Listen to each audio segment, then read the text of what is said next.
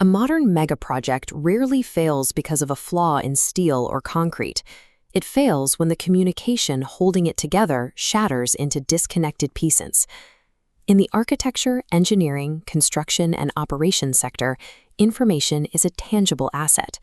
A precise calculation or an updated specification holds the same operational weight as the physical raw materials arriving on site. When this data is decentralized, scattered across fragmented in-house rides, manual file transfers, and isolated local servers, teams inevitably work from outdated assumptions. A structural engineer adjusts a column on their local drive.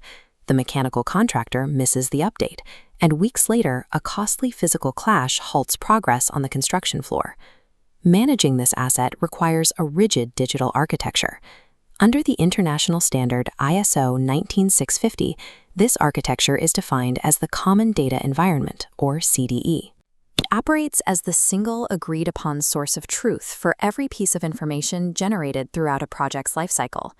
This chart comparing coordination overhead shows the financial impact of centralization. By replacing a chaotic, decentralized network of nodes with a single, highly structured hub, project teams reduce their BIM coordination costs by approximately 70%. Implementing a CDE is a core business necessity.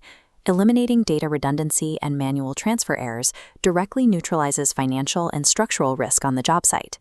The industry frequently mistakes generic cloud storage folders for true common data environments.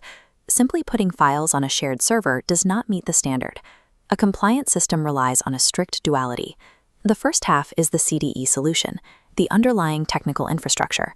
This is the database that handles file storage, manages heavy digital models, and enforces granular role-based access controls. The second, equally critical half is the strict CDE workflow. These are the strict, non-technical governance procedures that dictate exactly how an organization creates, checks, shares, and authorizes data before others use it. This fusion of a high-powered technical database with rigorous human governance protocols ensures that unverified draft-stage data is prevented from reaching the construction site. This diagram illustrates the four-chamber pipeline that governs data maturity. Information containers do not sit in flat, static directories. They must progress through four distinct schema-validated states: work in progress, shared, published, and archived. Every file begins in the work in progress, or WIP, state. This is a strictly private drafting environment. The data here is uncoordinated and accessible only to the originating task team. To exit this localized space, the file must pass a formal gate. A designated manager must execute a documented check, review, and approval process, verifying the data is clean and ready for external eyes. Once approved, the file enters the shared state. Here, access widens to authorized consultants across different disciplines.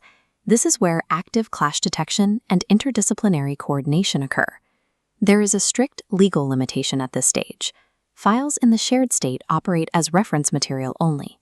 They are explicitly non-contractual and cannot be used by a contractor to order materials or begin construction. Elevating a coordinated model to the next level requires a rigorous authorization gate from the client or lead-appointed party, confirming the design meets all contractual requirements. The file now enters the published state. The data is formally authorized, legally sound, and locked against overwriting. Procurement and field teams pull directly from this chamber to execute the physical build. When a published file is superseded by a newer, approved revision, the CDE's automated mechanisms trigger immediately. The older version is pulled from active circulation and routed into the locked archived chamber. The archived state serves as a read-only historical journal. It preserves a frozen-in-time snapshot of the data, ensuring the organization is protected by an immutable audit trail in the event of commercial disputes or failure investigations. This relentless, gated progression enforces absolute accountability. The system maintains a verifiable log of exactly who approved every design element, what checks were performed, and precisely when the data was authorized. Pushing tens of thousands of files through these gates using arbitrary folder structures leads to data loss. Megaprojects require a highly standardized organizational logic. Look at this text string. The ISO 196,500 standard dictates a naming convention that uses standard abbreviations to build a unique, immutable identifier for every container. It captures the project, the authoring firm, the physical zone, the document type, and the engineering discipline in one uniform sequence.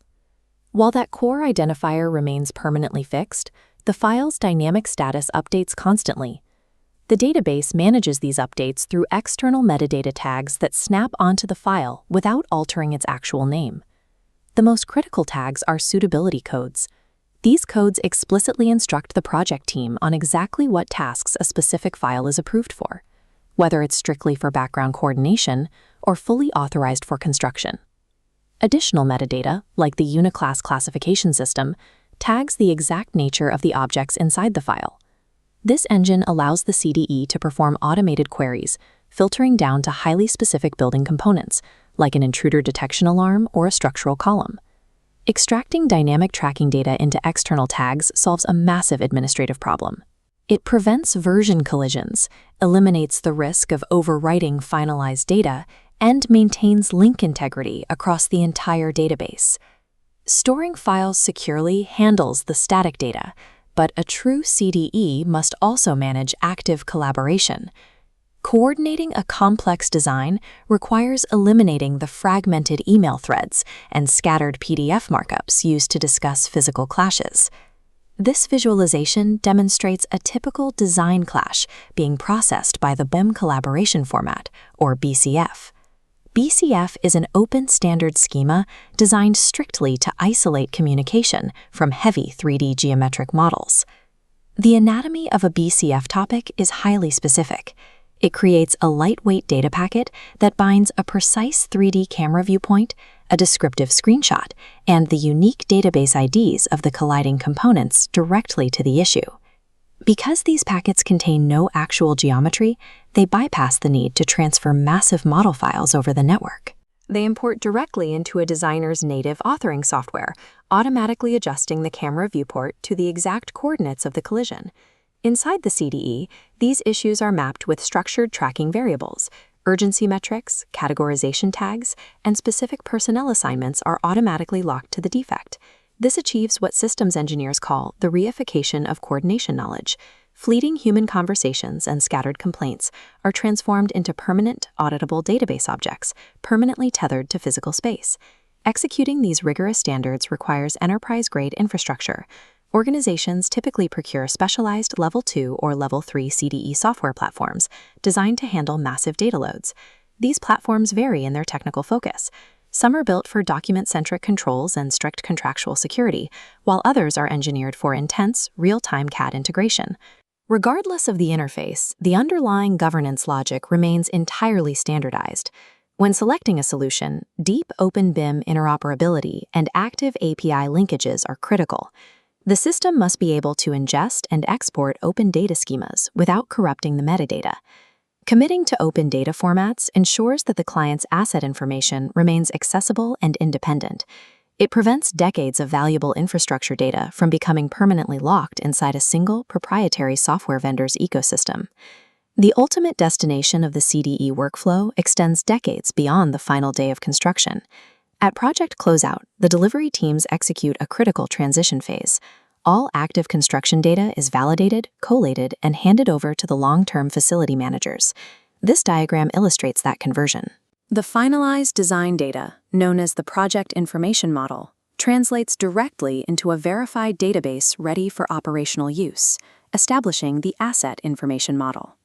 This transition equips asset owners with a verified as-built baseline of their physical building. Facility managers use this data to power predictive maintenance schedules, plan future renovations, and operate highly accurate digital twins. The foundational equation of information management holds true from the earliest design draft to the final day of demolition. Centralized technical infrastructure, combined with rigorous workflow gating, neutralizes multidimensional project risk. By enforcing rigid metadata standards and automated governance, the CDE establishes a persistent information record. This provides the informational continuity required to manage and sustain an asset through its entire lifecycle.